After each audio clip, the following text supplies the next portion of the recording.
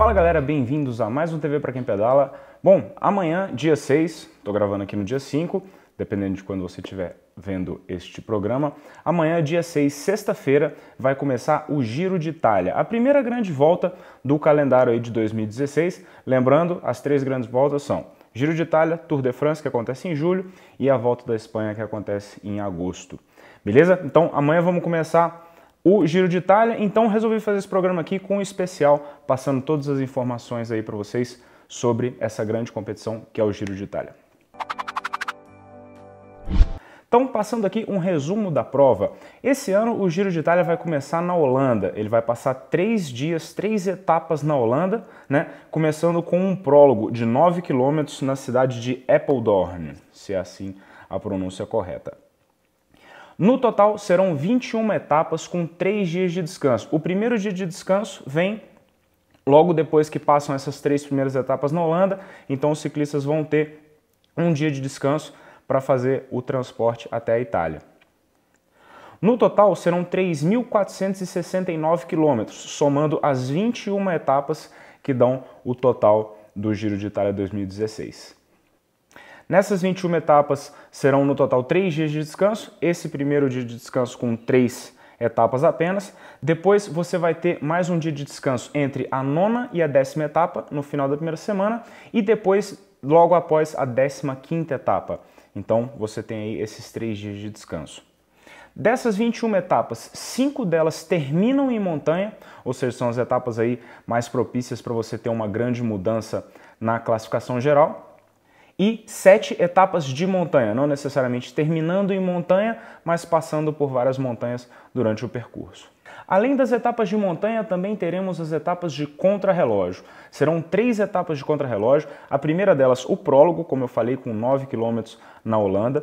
Depois, a 9ª etapa, antes do primeiro dia de descanso, você vai ter mais um contrarrelógio, só que esse contrarrelógio vai ser mais longo, com 40,5 km. E na 15ª etapa nós vamos ter uma cronoescalada, ou seja, é um contrarrelógio com um percurso de 10 km, só que ele sobe praticamente toda a extensão desses 10 km, acho que são 9 km de subida. Então é realmente uma etapa aí que tem que ficar de olho, porque podem acontecer várias mudanças na classificação geral. Então, falando aqui sobre as etapas-chave dessa edição do Giro de Itália 2016, né? A primeira etapa que pode acontecer alguma mudança maior ali na classificação geral é a 6ª etapa, um dia em que os ciclistas vão percorrer 165 km entre as cidades de Ponte e Roccaraso. Ela tem 2 subidas categorizadas no meio do caminho e a última montanha tem 20 km de extensão. Então é a primeira grande subida que você tem aí. Então as primeiras movimentações na classificação geral para definição dos favoritos devem acontecer nesse 6º dia. Aí pulamos para a segunda semana, na 14ª etapa, onde os ciclistas vão sair de Alpago para Corvara. Uma etapa de 210 km, então é uma etapa bem longa. E essa etapa não termina em montanha, mas durante o percurso ela tem várias subidas, são 6 subidas categorizadas, que são... Esse tipo de percurso é excelente para que uma fuga consiga vingar e abrir do pelotão aí. E também, assim, você tem uma última subida e uma descida logo depois, você pode ter um ataque aí de um dos favoritos. E se o cara descer bem, como o Nibali, por exemplo, ele pode abrir uma certa vantagem aí nessa descida, logo após a subida final, e completar com uma vantagem abrindo algum tempo na classificação geral. Vamos ver. No dia seguinte da 14ª etapa, temos a 15ª, que a gente estava falando aqui agora há pouco, que é a cronoescalada de 10 km. Então você já está ali se aproximando do final do giro. Essa prova, essa subida que eles vão passar tem uma inclinação máxima de 11%, então uma subida bem dura. Então você pegar uma prova que é praticamente toda uma subida só, possivelmente vai ser uma possibilidade dos escaladores puros compensarem algum tempo que eles vão perder aí no 9º dia, que é o contrarrelógio plano, né? Muitas vezes o cara é um bom escalador, mas não tem um bom contrarrelógio, então talvez ele perca um tempo lá, e aqui é uma chance dele recuperar esse tempo perdido. Aí então vem as 2 etapas decisivas lá na última semana, no finalzinho da prova, que é a 19ª e a 20ª, são as 2 últimas etapas-chave aí do Giro de 2016. A 19ª, entre Pinerolo e Rissou, Ela começa na Itália, termina na França, são 161 quilômetros e ela tem duas grandes subidas, né? Uma no meio do caminho e a outra no final. Essa no meio do caminho é onde os ciclistas passam pelo Cima Coppi, que eles chamam no Giro de Itália, que é o ponto mais alto que os ciclistas atingem no percurso.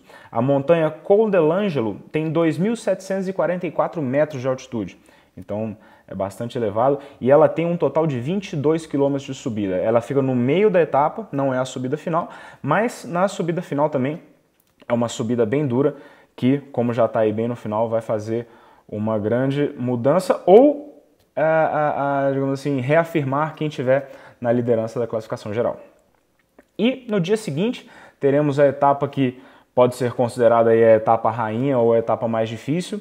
Apesar dela ter só 134 km, ela é logo depois dessa etapa muito dura, que é a 19ª, e você tem 4 subidas categorizadas, bem longas, bem duras, e ela também termina, a subida final na que ela termina é curta, é uma subida de 2,3 km, mas ela vem logo depois de uma sequência de subidas aí bem dura, então possivelmente vai ser uma etapa bem complicada, onde os ciclistas já vão estar bem desgastados, né?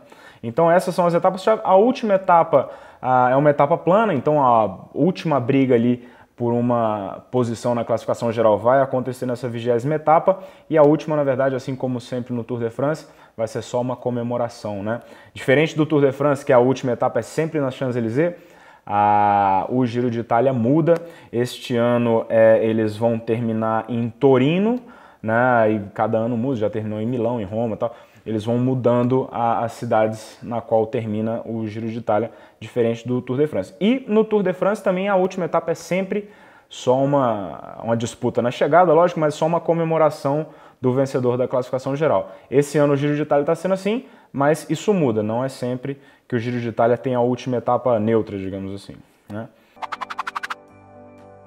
Falando aqui agora sobre os favoritos, né? Esse ano, bom, os grandes nomes, boa parte dos grandes nomes do ciclismo aí, esse ano focaram no Tour de France. Então, o Chris Froome vai focar esse ano no Tour de France, o Alberto Contador vai focar esse ano no Tour de France, o Nairo Quintana também, o Fábio Aru também está pensando no Tour de France. Então, esses grandes nomes aí vão ficar fora da disputa, de uma certa forma enfraquecer um pouco aí a disputa no Giro de Itália. Mas sempre vamos ter boas brigas, né? Esse ano, então, o principal favorito aí que tem, que foi o vencedor de 2013, é o Vincenzo Nibali, continua sendo o capitão da Astana, né? Ele, como eu disse, ele venceu em 2013 e passou alguns anos aí sem competir o Giro, focando no Tour, né? Mas vamos ver aí como é que ele vai se sair.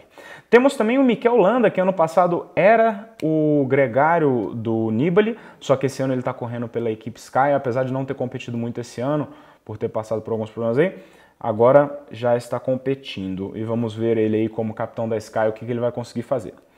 O Rigoberto Urán, que conseguiu fazer segundo colocado em 2013 e 2014, esse ano está correndo pela Cannondale, também é um forte concorrente aí, sempre está ali batendo na trave, mas nunca conseguiu uma vitória numa grande volta. O Tom Dumoulin, que ano passado surpreendeu na Volta da Espanha, que é uma volta muito difícil e realmente muito boa para escaladores, ele conseguiu ficar alguns dias aí com a camisa de líder, né, até o final da prova, só que nas montanhas finais realmente não deu para ele, mas ele chamou bastante atenção porque é um cara forte no contrarrelógio e consegue se defender na subida. Então, dependendo de como for a situação, às vezes ele consegue aí atrapalhar um pouco os favoritos da classificação geral.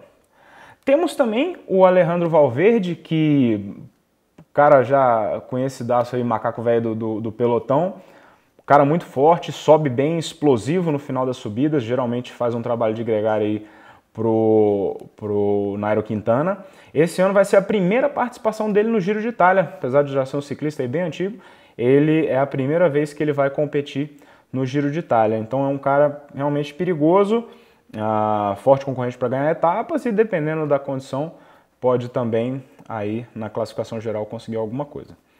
E temos o Rafał Majka, como o Alberto Contador está focado no Tour de France, ele vai ser o líder da Tinkoff no Giro de Itália.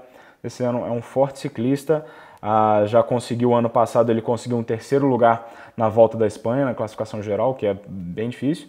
Então vamos ver se ele consegue aí atrapalhar os favoritos da classificação geral. Bom, pessoal, então é isso. Queria passar aqui para vocês esse resumo do que vai acontecer no Giro de Itália a partir do dia 6 de maio. Vamos postar também no site links para que vocês possam assistir. Quem é assinante da ESPN vai passar na ESPN+. Quem não quiser de alguma forma assistir pela ESPN, vão ter os links aqui no site. Então fiquem ligados, vale a pena assistir. Tem também um post lá no site dando, para quem não entende muito bem como é que funcionam as grandes voltas, passando aí um resumo de como que funciona as regras das grandes voltas e tal. Então vale a pena conferir para quem não está familiarizado com esse tipo de competição. Beleza? Então é isso. Se inscreve no nosso canal para receber as atualizações. Fiquem ligados aí nas nossas redes sociais, Facebook, Instagram, que a gente sempre posta bastante coisa. Beleza, galera? Então é isso. Até a próxima.